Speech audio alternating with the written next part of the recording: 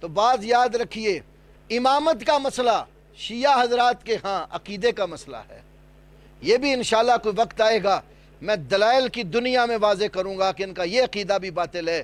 مسلمانوں کے 5 ارکان ہیں اسلام کے، شہادتین کا اقرار، نماز، روزہ، حج اور زکوٰۃ۔ بچہ بچہ جانتا ہے کہ اسلام کے 5 رکن ہیں، لیکن اس کیمپ کے لوگوں کے ارکان کیا ہیں؟ اسلام کے توحید، عدل، نبوت، امامت اور معاد۔ توحید، عدل، نبوت، امامت اور معاد۔ امامت ان کے ارکان اسلام میں سے ایک رکن ہے۔